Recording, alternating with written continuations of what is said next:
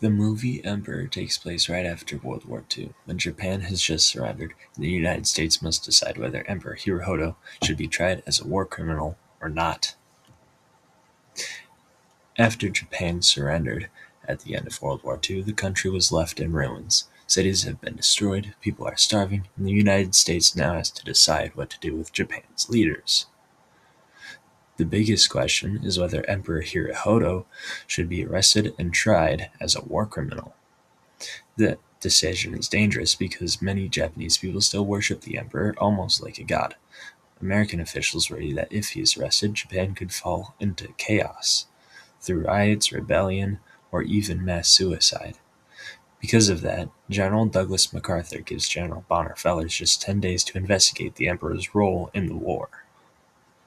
As Feller questions former Japanese leaders, he finds that truth is complicated.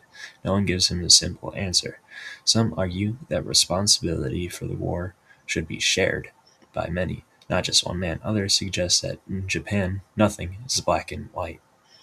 At that same time, Fellers is also searching for Aya, a Japanese woman he fell in love with years earlier when he was back in Japan. Through flashbacks, we see their relationship and how Aya helped him better understand Japanese culture, especially the people's deep devotion to the emperor. As the investigation continues, Fellers cannot find clear evidence that fully clears the emperor, but he also begins to see that the emperor played an important part in helping bring the war to an end.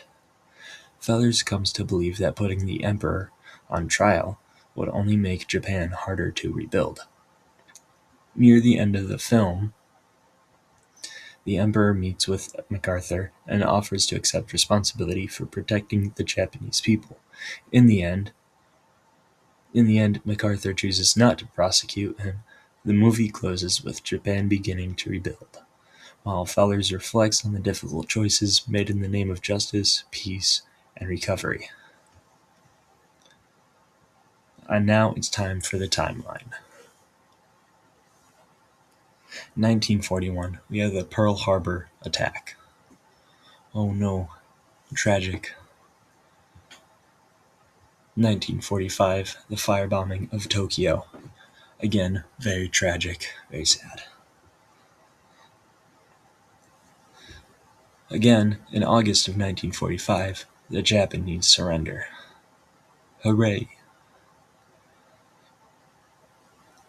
1947, there's a new Japanese constitution written.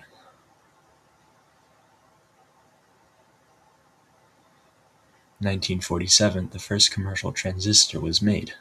That's right, very transistor in your phone.